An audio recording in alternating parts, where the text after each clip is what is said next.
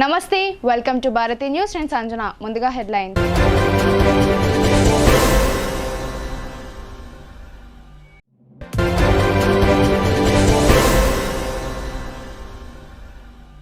Parliament ఎన్నికల code మూలంగా గత 85 రోజులుగా ప్రజావాణి కార్యక్రమాన్ని వాయిదా వేశారు.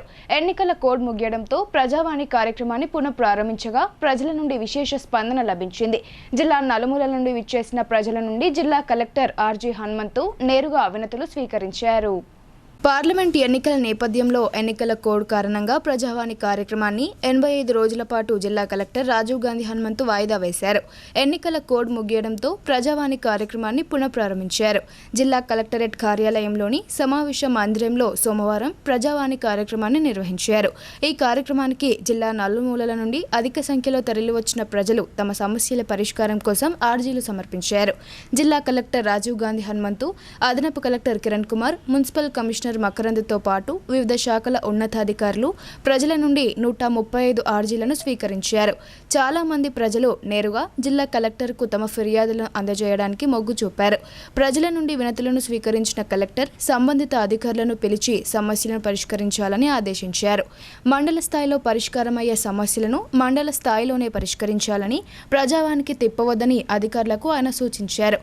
మండల స్థాయిలో పరిష్కారం కాని సమస్యలను మాత్రమే ప్రజావాణి కార్యక్రమానికి పంపాలని జిల్లా అధికారులకు కలెక్టర్ ఆదేశించారు. ప్రజల సమస్యలను ఎప్పటికప్పుడు పరిష్కరిస్తూ ప్రజలకు ఎలాంటి ఇబ్బందులు కలగకుండా చూడాలని ఆయన అధికారులకు ఉద్బోధించారు. ముఖ్యంగా భూ సమస్యలు, పెన్షన్లు, ఇళ్ల స్థలాలు, డబుల్ బెడ్రూమ్ ఇళ్ల విషయంలో అధిక మంది వినతులు సమర్పించారు. ఈ కార్యక్రమంలో జిల్లా స్థాయి వివిధ శాఖల ఉన్నతాధికారులతో పాటు అధికారులు, సిబ్బంది పాల్గొన్నారు. ఇందూరు తిరుమల క్షేత్రం భక్తజన సందోహంతో దర్శనమిచ్చింది. పుష్యమి నక్షత్ర ముహూర్తాన చిన్నారులకు స్వర్ణామృత ప్రాసన కార్యక్రమాన్ని నిర్వహించారు. మోపాల్ మండలంలోని నర్సింగ్పల్లి గ్రామంలోని ఇందూరు తిరుమల దేవస్థానంలో 3 నుండి 12 సంవత్సరాల వయసు గల పిల్లలకు ఆలయ నిర్వాహకులు నరసింహారెడ్డి ఆధ్వర్యంలో ప్రసాద రూపంలో స్వర్ణామృత ప్రాసన చేశారు. పిల్లలకు జ్ఞాపక శక్తితో పాటు ఇమ్యూనిటీ డెవలప్మెంట్ అవుతుందని అధిక సంఖ్యలో తల్లిదండ్రులు తమ పిల్లలకు స్వర్ణామృత ప్రాసన చేయించేందుకు ఆసక్తి కనబరిచారు. ప్రతి నెల పుష్యమి నక్షత్రం సందర్భంగా చిన్నారులకు ఇందూరు తిరుమల క్షేత్రంలో ఈ స్వర్ణామృతాన్ని అందజేస్తున్నారు. ఈ సందర్భంగా ఆలయ నిర్వాహకులు నరసింహారెడ్డి మాట్లాడుతూ వచ్చే నెల ఇదే తిథి రోజు స్వర్ణామృతం అందజేస్తామని తెలిపారు. చిన్నారులకు మేధాశక్తితో పాటు రోగ నిరోధక శక్తి పెరుగుదలకు ఈ ద్రావణం ఎంతో ఉపయోగపడుతుందని తెలిపారు. ప్రతి ఒక్కరూ ఈ అవకాశాన్ని సద్వినియోగించుకోవాలని నరసింహారెడ్డి కోరారు. అంతకు ముందుగా ప్రతి సోమవారం నిర్వహించే గోవిందనామ కార్యక్రమాన్ని నిర్వహించారు. దేవాలయం చుట్టూ ప్రదక్షిణలు చేస్తూ భక్తులు గోవిందనామ స్మరణలు చేశారు. కంకణ ధారణ చేసిన తర్వాత ఈ మందును పంపిణీ చేశారు. ఇది ఎందుకు వేసుకోవాలండి పిల్లలకి? ఏముంది, మీకేం చెప్పారు దీంట్లో ఏముంది అని చెప్పి? మంచిగా అవుతుంది అంతకుమించి. దీంట్లో ఏముంది అంటే రోగ నిరోధక శక్తి అపారంగా ఉంది, ఇమ్యూనిటీ పవర్ పిల్లలకి. మనకు కరోనా వచ్చిన తర్వాత తెలిసింది కదా, ఎవరికైతే శరీరంలో రోగ నిరోధక శక్తి లేదో వాళ్ళందరికీ కరోనా అటాక్ చేసింది. నాలాంటి వాడికి నాతో పనిచేసి ఇక్కడ చాలామంది ఉన్నారు, కరోనా రాలేదు. అంటే మాకు ఇమ్యూనిటీ పవర్ ఉందని కాదు, మాకు మీ అందరి ఆశీర్వాదం ఉంది, మీ అందరి సేవలో ఉన్నాం కాబట్టి భగవంతుడు మాకు దాన్ని రానివ్వలేదు.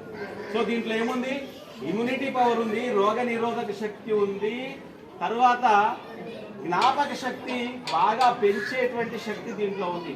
ఇప్పుడు మీ పిల్లలకు చెప్పాలంటే జ్ఞాపక శక్తి అంటే వాళ్ళకి అర్థం కాకపోవచ్చు. కంప్యూటర్లో పనిచేస్తున్నారు, సెల్ ఫోన్లో పనిచేస్తున్నారు కాబట్టి ఏం చెప్పాలి? ర్యామ్.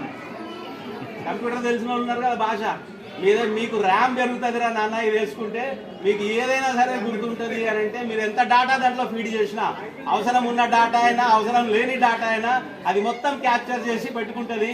మీరు ఒక క్లిక్ కొడితే మళ్ళీ మీకు గుర్తొస్తుంది. దాన్ని ఏమంటారు? ధారణా శక్తి అంటారు దాన్ని. పశువుల అక్రమ రవాణాను నిరోధించేందుకు గట్టి నిఘా ఏర్పాటు చేయాలని అదనపు కలెక్టర్ ఎస్ కిరణ్ కుమార్ అధికారులను ఆదేశించారు. నిబంధనలకు విరుద్ధంగా వివిధ వాహనాలలో పశువులను తరలిస్తే వెంటనే సీజ్ చేసి చట్టపరంగా చర్యలు తీసుకోవాలని సూచించారు.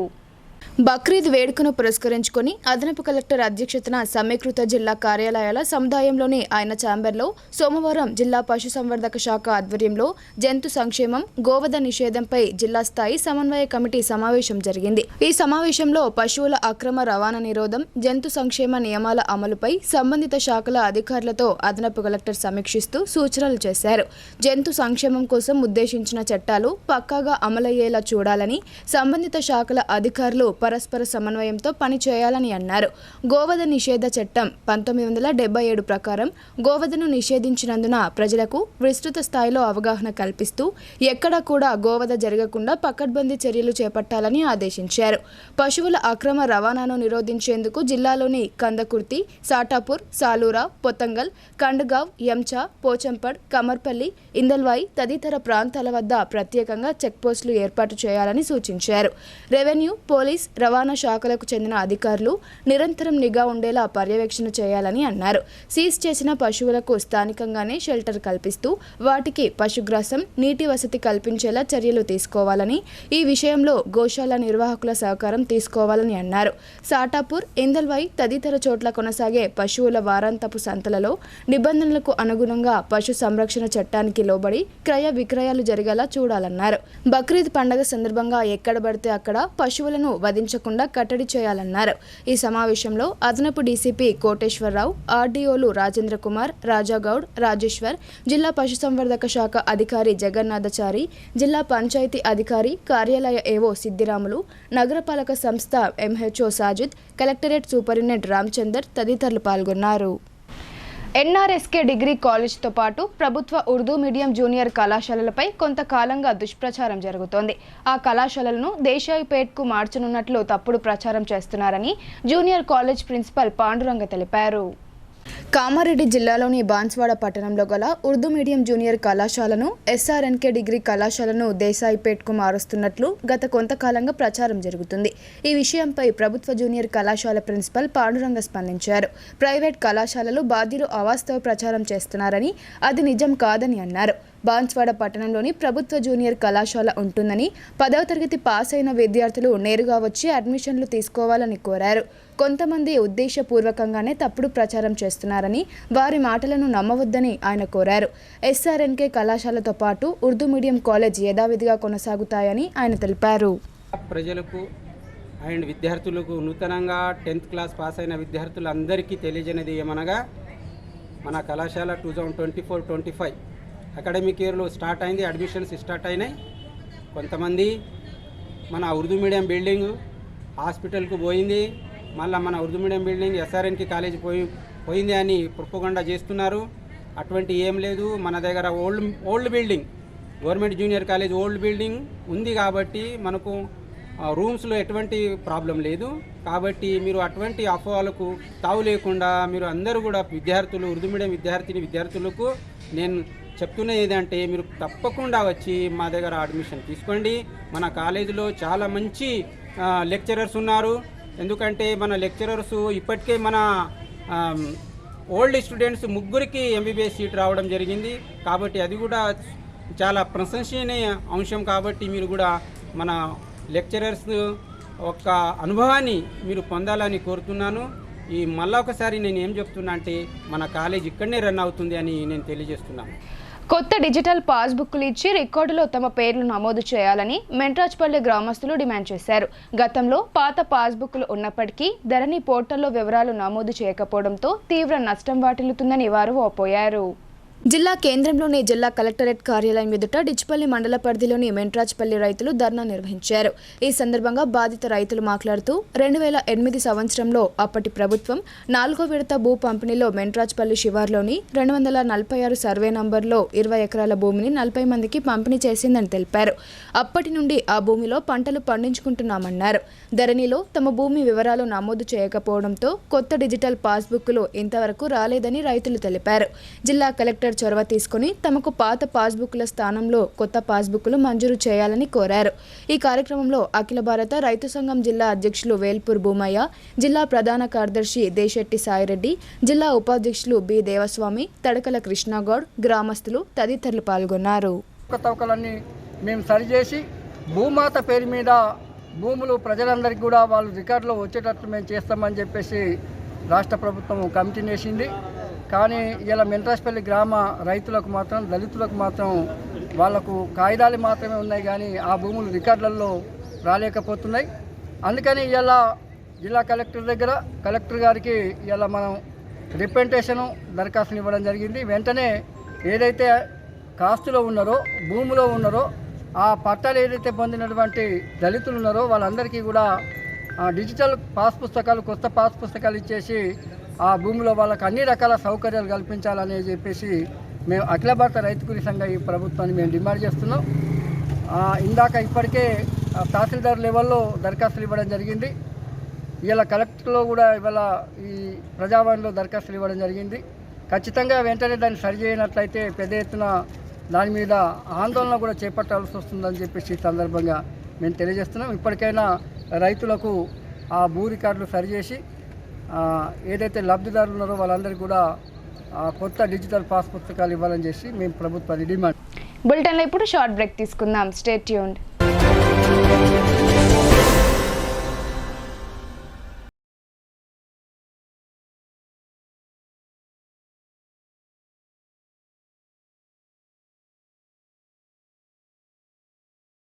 మొట్టమొదటిసారిగా అధునాతన పద్ధతిలో నరాల, మానసిక, sex, alcohol, fits treatment, AC intensive care unit ఇప్పుడు మన నిజామాబాద్ లో doctor B Keshavulu MD psychiatry, Osmania గారి ఆధ్వర్యంలో అన్ని సదుపాయాలు గల అత్యాధునిక అతిపెద్ద హాస్పిటల్ ప్రారంభించబడ్డది. గమనిక, ఆధునిక ఏసీ వార్డు, అత్యంత విశాలమైన భవనం, అన్ని నరాల మానసిక సమస్యలకు మరియు ఆల్కహాల్ ను మాన్పించుటకు అడ్మిషన్స్ సౌకర్యం గల తెలంగాణలోనే అతిపెద్ద hospital doctor Keshavulu hospital, bus stand ఎదురుగా లైన్, ఖలీల్వాడి.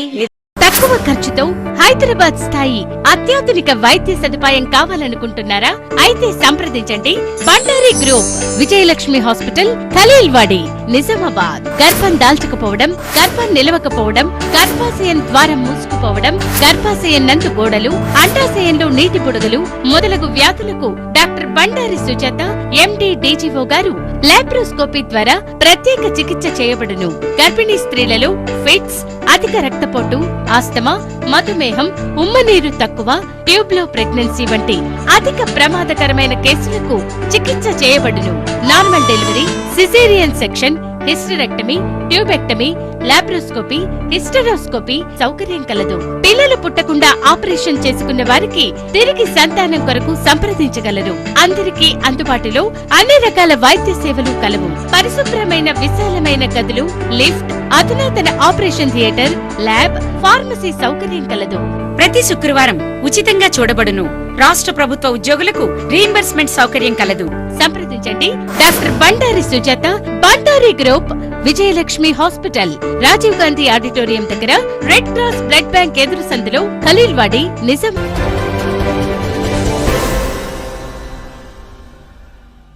Welcome back.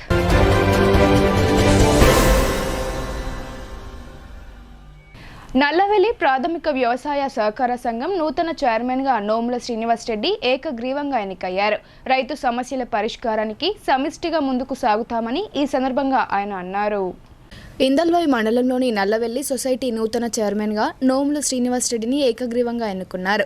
గతంలో పనిచేసిన నూతన చైర్మన్ పదవికి రాజీనామా చేయగా సోమవారం ఎన్నికల అధికారి మురళీధర్ పర్యవేక్షణలో నూతన చైర్మన్ ఎన్నిక నిర్వహించారు. సొసైటీ డైరెక్టర్లు ఏకగ్రీవంగా నోముల శ్రీనివాస్ రెడ్డిని చైర్మన్గా ఎన్నుకున్నారు. ఈ మేరకు ఎన్నికల అధికారి ఆయనకు ధృవీకరణ పత్రాన్ని అందజేశారు. అనంతరం సొసైటీ డైరెక్టర్లు, ఇతర నాయకులు శ్రీనివాస్ రెడ్డిని శాలువాలు, పూలమాలలతో ఘనంగా సన్మానించారు. ఈ సందర్భంగా ఆయన మాట్లాడుతూ సభ్యుల సహకారంతో రైతులకు ఎలాంటి ఇబ్బందులు తలెత్తకుండా చర్యలు చేపడతామని అన్నారు. వైస్ చైర్మన్ మాట్లాడుతూ సభ్యులందరినీ కలుపుకొని సమిష్టిగా రైతు సంక్షేమానికి కృషి చేస్తామని అన్నారు.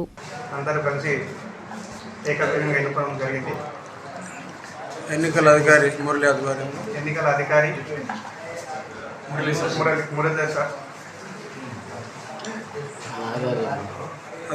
ఆధ్వర్యంలో ఎన్నుకోవడం జరిగింది.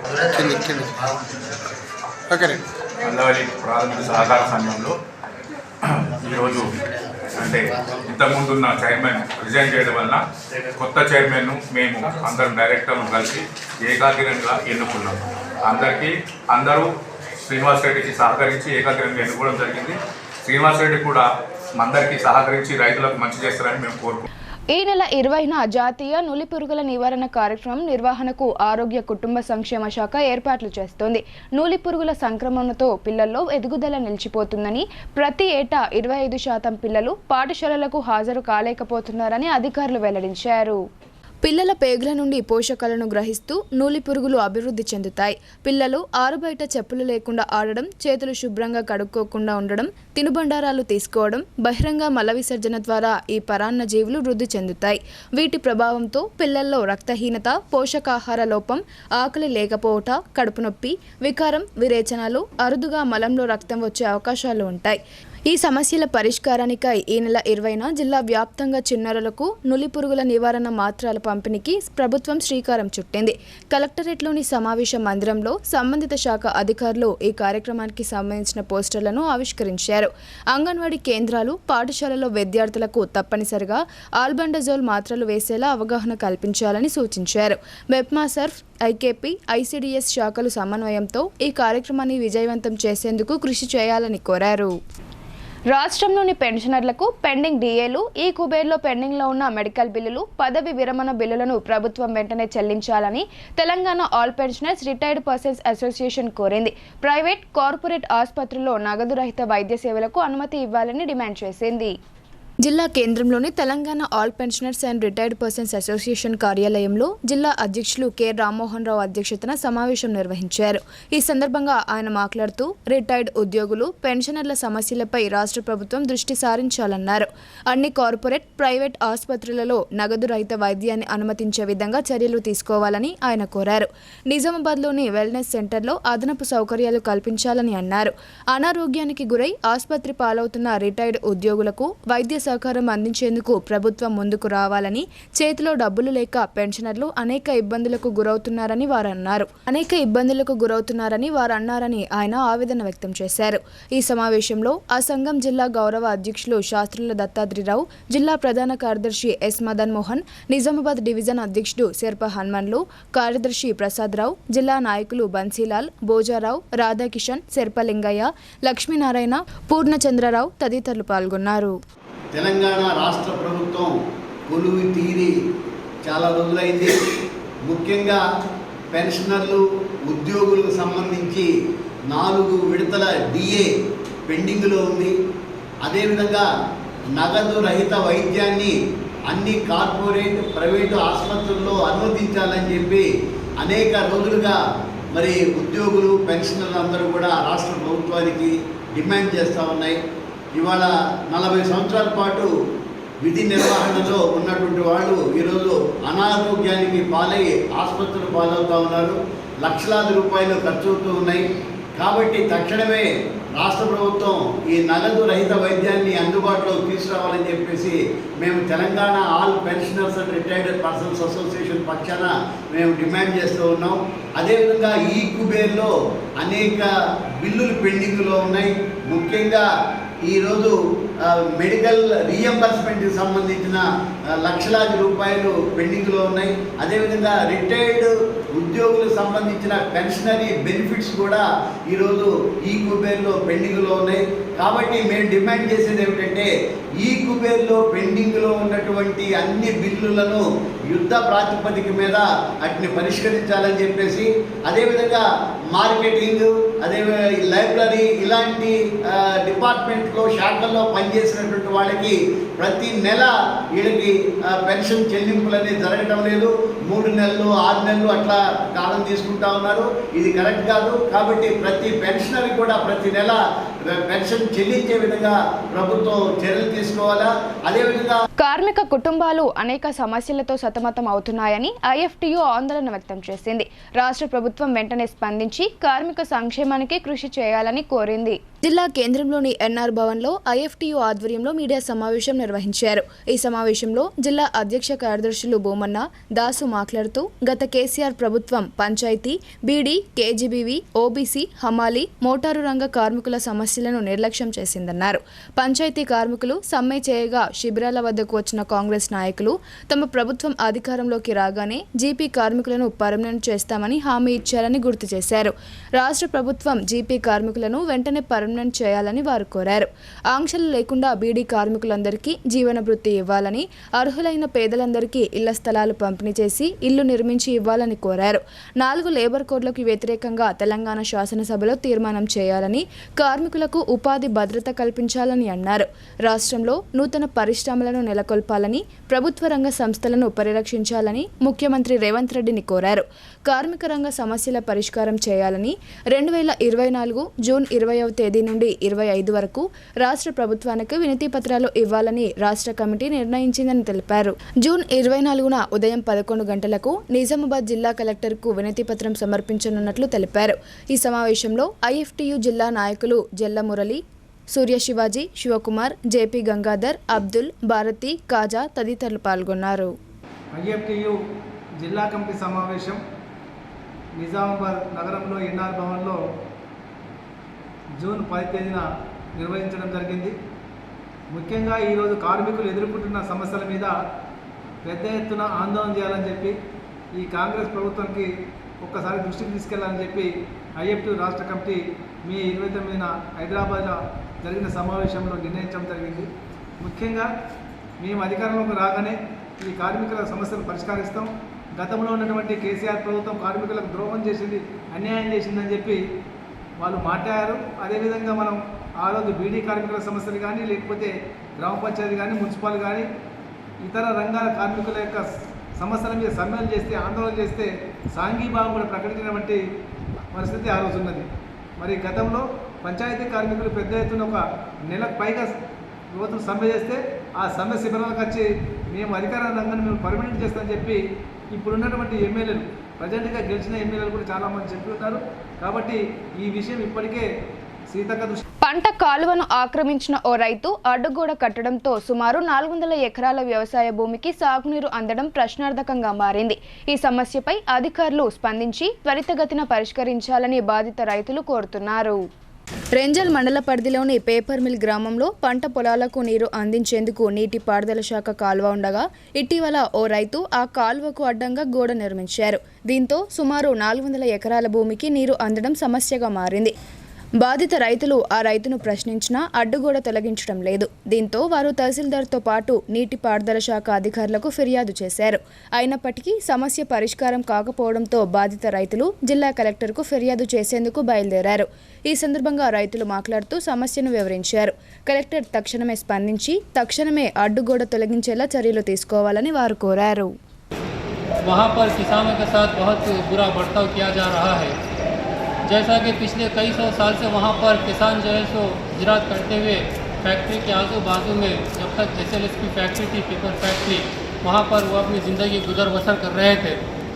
चंद सालों में निज़ामाबाद के किसी ओनर ने वहाँ पर उस ज़मीन को ख़रीद कर, जो SLS की फैक्ट्री की ज़मीन थी, उस ज़मीन को ख़रीद कर वहाँ पर जो निज़ाम सरकार के ज़माने की जो D50 2/17 किनाल थी, उसको पूरी तरीके से कब्ज़ा कर कर जो किनाल का रकबा तकरीबन 8 से 10 एकड़ रकबा है, जो गवर्नमेंट लैंड है, उस किनाल पर उन्होंने कब्ज़ा कर कर वहाँ पर एक दीवार बनवा दी है।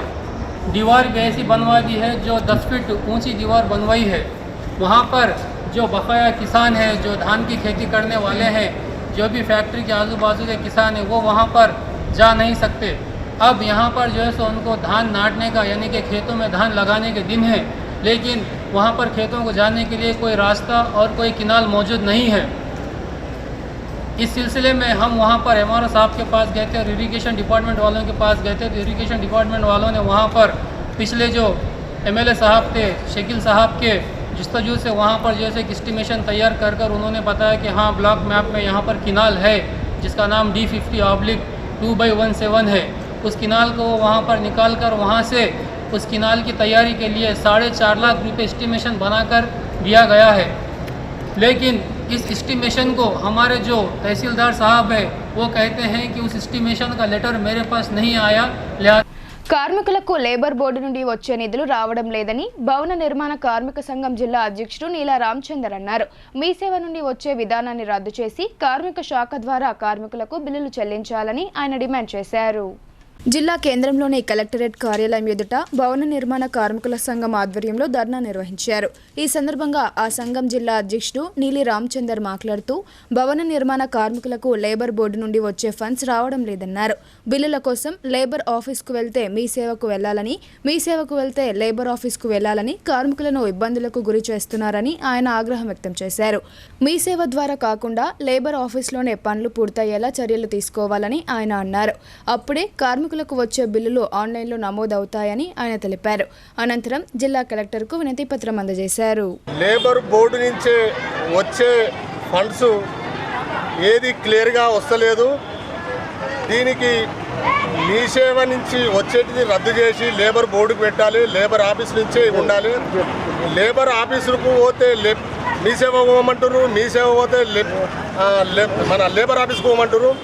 దాని గురించి కార్మికునికి ఒక్క పని కూడా అయితలేదు, ఒక్క పైసా కూడా వస్తలేదు. అసలైన కార్మికునికి ఒక్క రూపాయి కూడా వస్తలేదు. ఈ ఆఫీసర్లు తింపి ఇదేంద్ర బాబు రిస్క్ అని ఆ కాగితాలు పడేసే ఆలోచనలు ఆఫీసర్లు చేస్తున్నారు. దానికి ఈ మీ సేవ ఏదైతే ఉందో అది లేబరు బోర్డులోనే పెట్టాలి. ఆఫీసర్ దగ్గరే ఉండాలి. ఆఫీసరు ఆయన దగ్గర ఉంటే ఏదైతే దరఖాస్తు తీసుకుపోయారో ఆ దరఖాస్తు ఇస్తే ఆ లేబర్ బోర్డు ఆన్లైన్లో అవుతుంది. అతనే ఉంటాడు కాబట్టి తెలుస్తుంది. అయితే దాని గురించి వీళ్ళు ఏం చేస్తున్నారు, ఆఫీసర్లు ఏమో మీ సేవ పంపిస్తున్నారు, మీ సేవలో ఆఫీసర్ దగ్గర పంపిస్తున్నారు. ఒక్కరు కూడా ఆ పని అయితే లేదు. రాష్ట్ర వ్యాప్తంగా ఇలా మన కలెక్టర్కు మేము వినతి పత్రం ఇచ్చుడుంది. దానికి నేనేమంటున్నానంటే రైతుల తర్వాత ఉన్నది కార్మికులే. రైతులు ఎన్నుముకైతే మన కార్మికులు హెడ్. ప్రతి ఒక్క వరకు చేసేది మా కార్మికులే. ఇప్పుడు కొన్ని సంక్షిప్త వార్తలు చూద్దాం.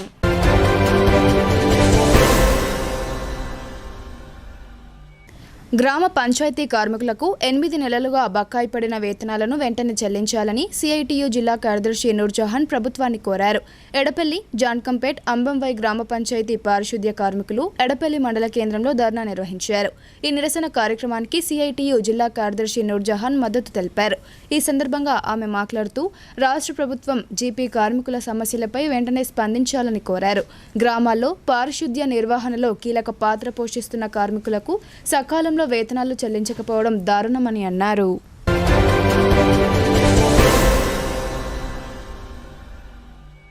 రెంజల్ మండల కేంద్రంలోని ప్రభుత్వ పాఠశాలలో ప్రభుత్వ విద్యార్థులకు ఉచితంగా అందజేస్తున్న నోట్బుక్స్, యూనిఫామ్ల పంపిణీ కార్యక్రమాన్ని నిర్వహించారు. ఈ కార్యక్రమానికి MPP Rajani Kishore, MPDO Srinivas, MEO Ganesh Rao అతిథులుగా విచ్చేసి విద్యార్థులకు ఏకరూప దుస్తులు, నోట్బుక్స్ అందజేశారు. ఈ సందర్భంగా ఎంపీపీ మాట్లాడుతూ మండలంలోని అన్ని ప్రభుత్వ పాఠశాలల విద్యార్థులకు 16,000 నోట్బుక్స్ ప్రభుత్వం కేటాయించిందని తెలిపారు. మండల వ్యాప్తంగా 3,800 మంది విద్యార్థులు ప్రభుత్వ పాఠశాలలో చదువుతున్నారని అన్నారు. ఆయా పాఠశాలల ప్రధాన ఉపాధ్యాయులకు నోట్బుక్స్, యూనిఫామ్లు అందజేసినట్లు తెలిపారు. ఈ నెల 12 నుండి పాఠశాలలు పునఃప్రారంభం అవుతున్నాయని, ఆలోపు విద్యార్థులకు అందజేయాలని ఆమె హెచ్ఎంలకు సూచించారు.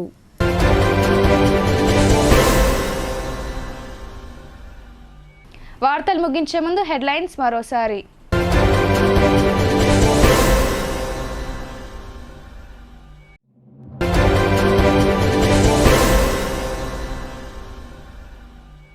ఇవి బులెటిన్ అప్డేట్స్. తిరిగి ప్రసారమయ్యే వార్తల్లో మళ్ళీ కలుద్దాం. అంతవరకు చూస్తూనే ఉండండి మీ భారతి న్యూస్.